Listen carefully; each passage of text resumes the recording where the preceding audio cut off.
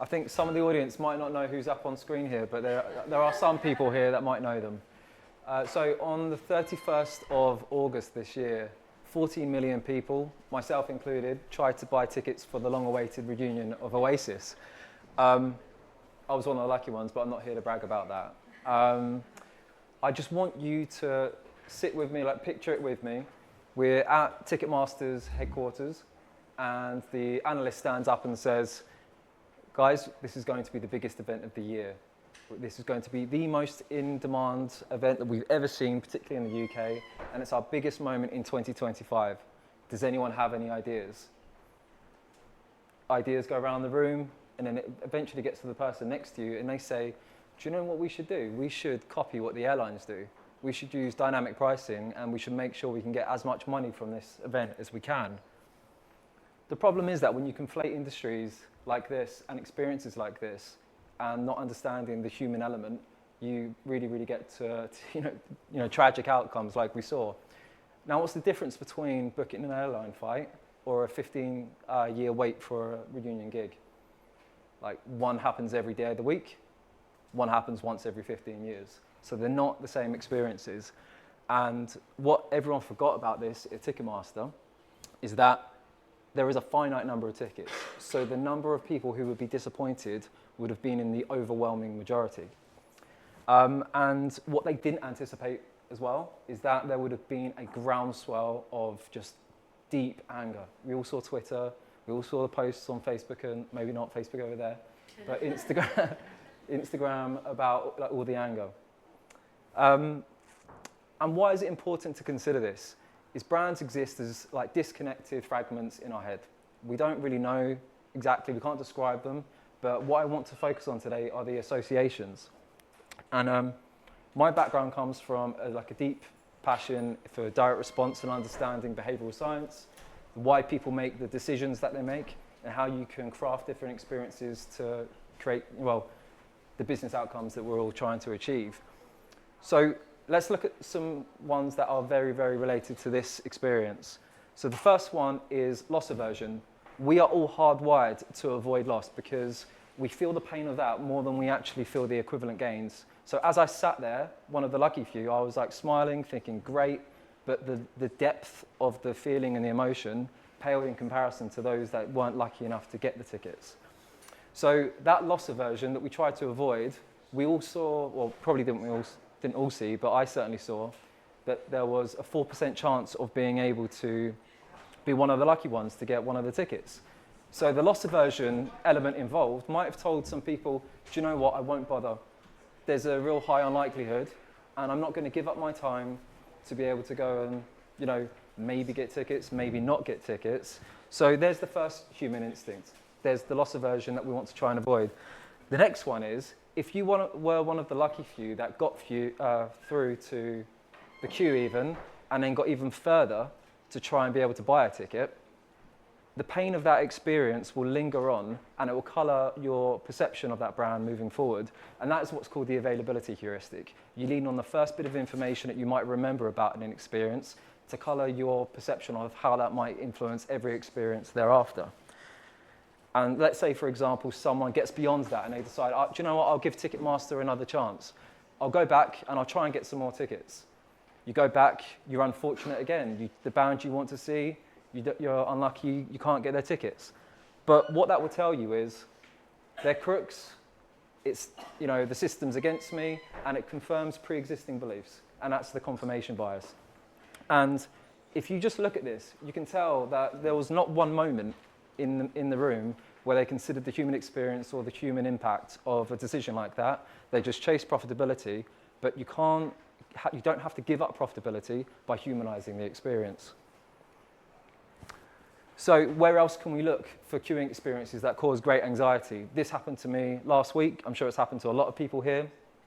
You get to an airport later than you intend to get there. All you see is the clock marching towards a departure time, and then you see a huge queue in front of you in security. The anxiety that brings up is because you know there's a definitive exit time, but you don't know how long this is going to take. What some airports have done, which is really sort of great, and we see this on the London Tube, people would rather wait longer but have visibility of how long that wait is going to be. And that really minimizes the anxiety. But what they've also done in some other places, they've introduced like pre-screening, where you can go through like sort of VIP experience, pay a little bit extra just to get through and make sure that you don't have the anxiety. But what that is doing is it's giving the customer the control. And you're not changing much about it. You're not, in the first instance, getting them through earlier. You're improving the experience by giving them control. How could Ticketmaster have changed that about their experience? So the problem, similar to an airport queue, no one knew how long it was going to be. If they were lucky enough to get into it, maybe they saw you were positioned 300,000 and so on. But a lot of people weren't able to get through. What they probably could have done, and this might have reduced the load on the servers as well, because they had one site, 14 million people trying to access it. They could have used SMS and email notifications, like you might get at a restaurant to say, your table's available, come back. You could have done this in terms of batched, phased releases so that people could go about their day, not give up the most precious commodity that we have in time, and make sure that you can go back so you don't have the anxiety around that. At least it's randomized, and at least you have an opportunity for fairness. The next one is solution. They could have also done what the airlines do, or sorry, the airports do, to offer the pre-check option. And rather than ask people to pay extra once they get through to the experience, you could have presented it as an opportunity in the queue to say, hey, trade your time for the convenience of knowing the certainty that you will be able to buy the tickets. You'd still be able to do the same thing, but you just change the dynamic of the customer experience entirely and how they perceive you moving forward. So in both scenarios where we learn from experiences of anxiety around queuing, we can apply that to the digital experience too. And this is one example of many that we see. We've been sold a myth on everything being data-led. Data will find the solution for you. I think it bookends the experience. It will provide the evidence to help you look in the right place. It will measure the impact of an idea, but you've got to get creative and understand what drives human behavior and what drives the human condition. And what every data point, I'm not anti-data, I think we should be data-enabled, but not data-led. And behind every single data point is actually a human interaction waiting to be understood. And that's the introduction, that's what we're here for. So I want to make sure we're back in a position where we're actually designing for humans and not users. And marketing, in its most basic principle, is trying to influence behavior change. And if you want to influence behavior change, how are you going about doing that? By making big, grand decisions without understanding the hidden laws that guide what we do and how we behave. So, got a question, just not going to pick on anyone, just raise some hands. How many, or so let's say, would you say your purchase decisions are more rational or irrational? So rational, hands up. It's quite a few. Irrational, I guess everyone else, yeah.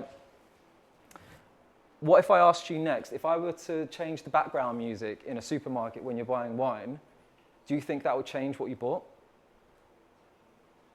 So yes, and then no.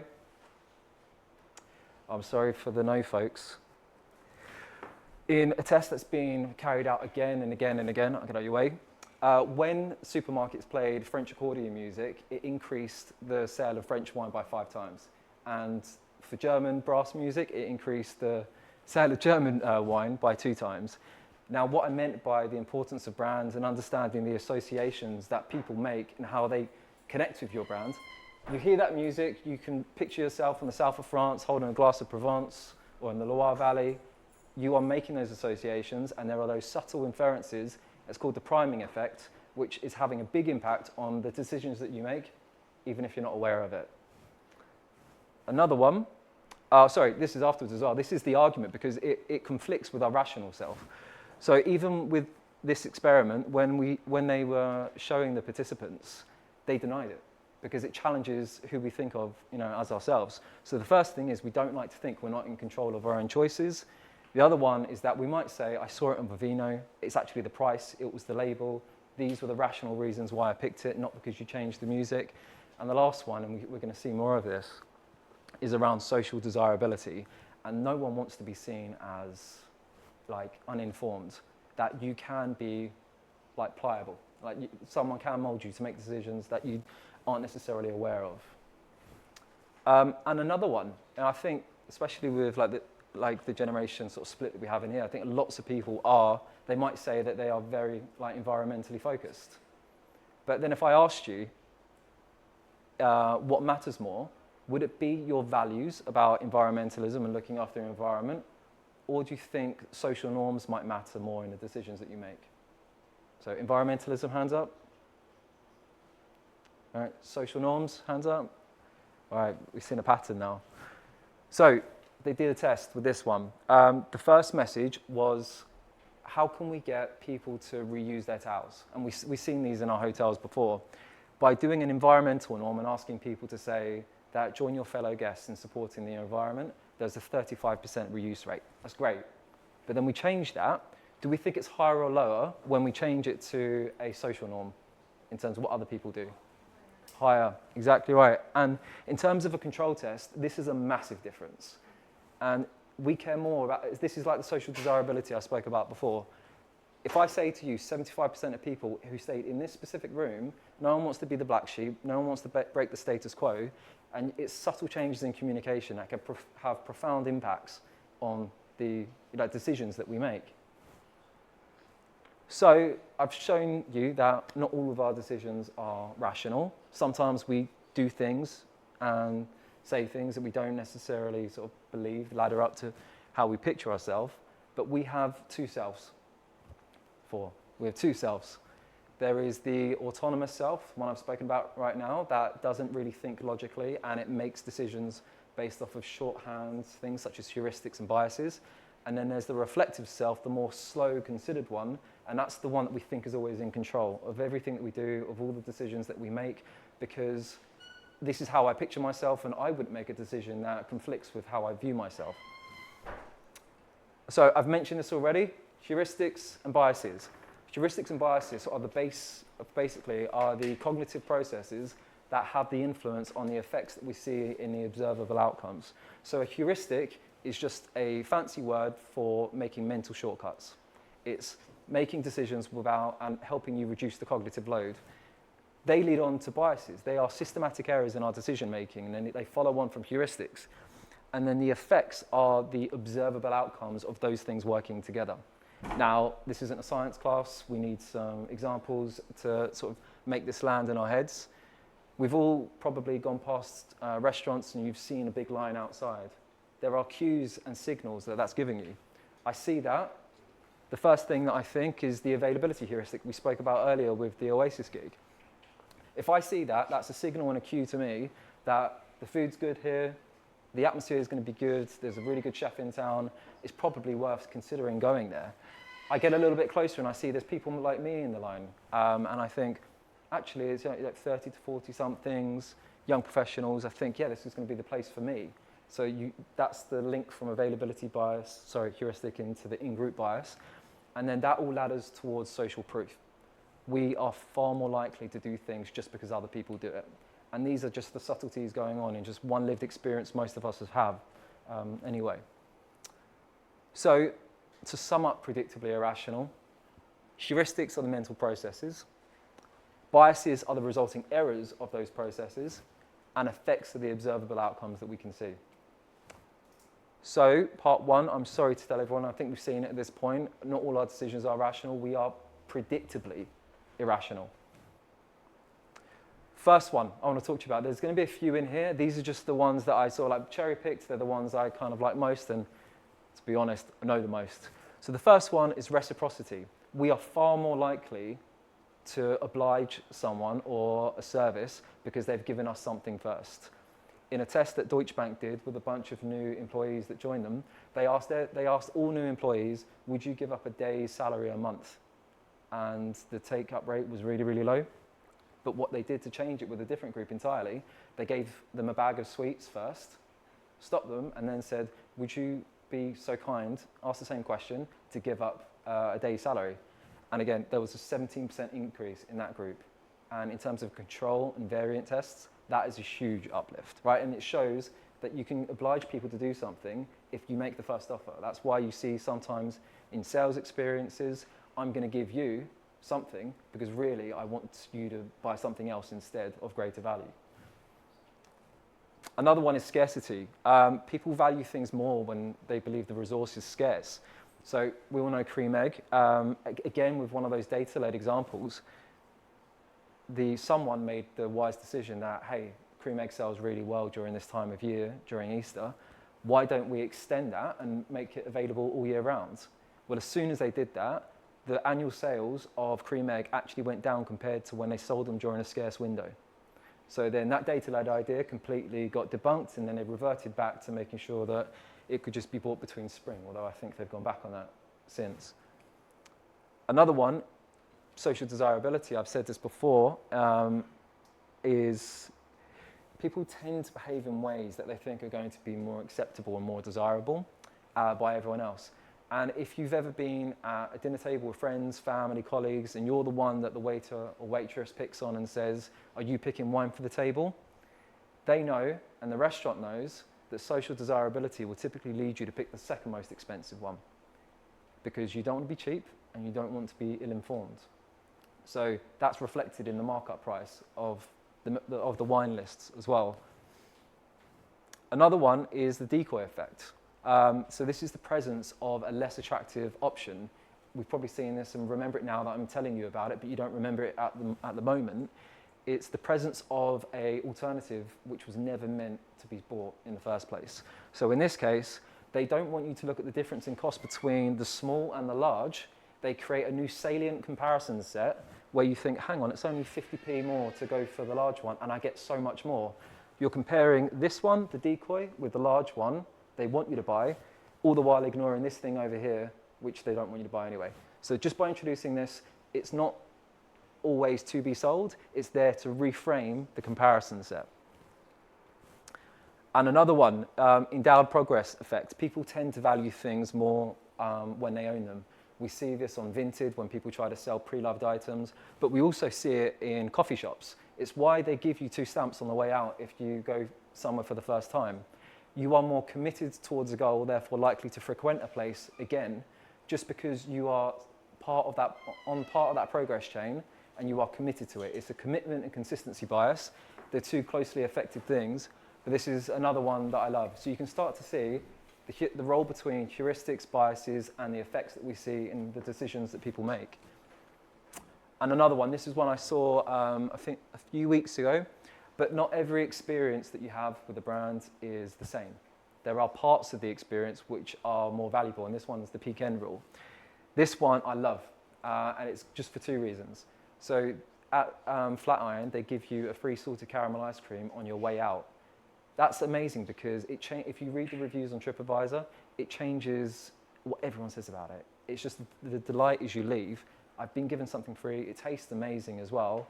Everything else thereafter that happened before was amazing as well.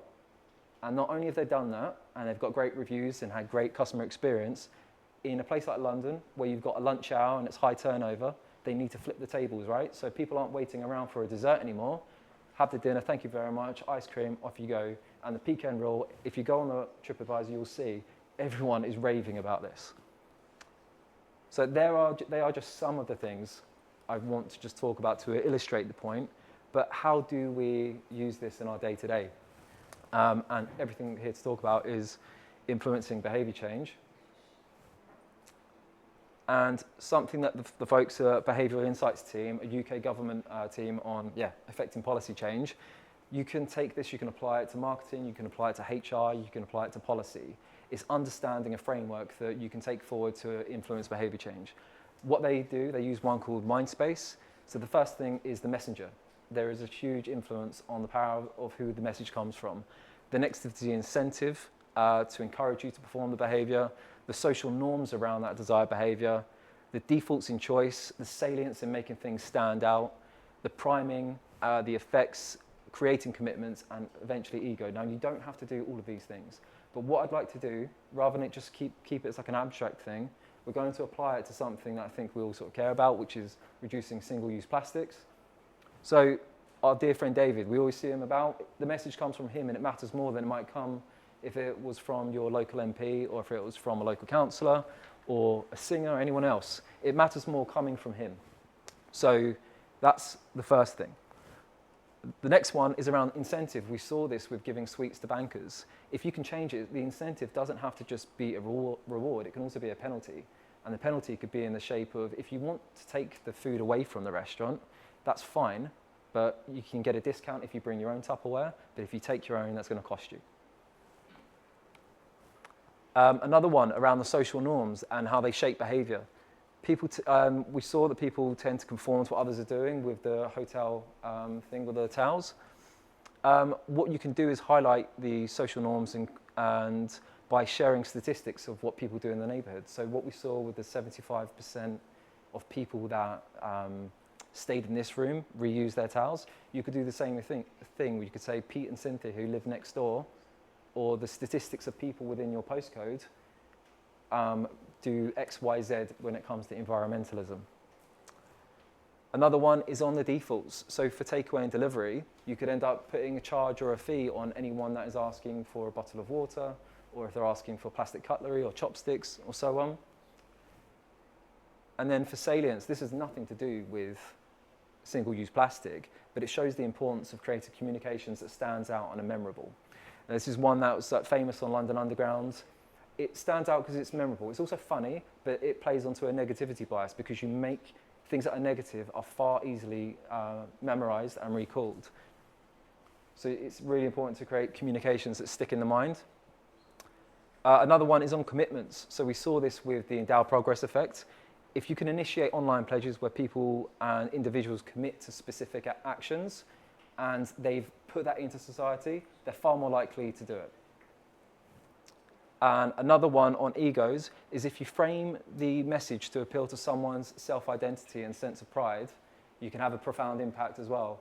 This one here is very interesting because it's current.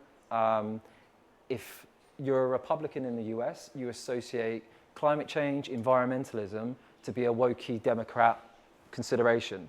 But if you change it and make it about a patriotic duty, you can then get much more increased charity contributions just from someone who doesn't identify with that. You've appealed to their ego and how they identify with themselves, but you've done good there because you're getting people that would otherwise not contribute to environmental practices, but they are doing it now just because you've appealed to their ego.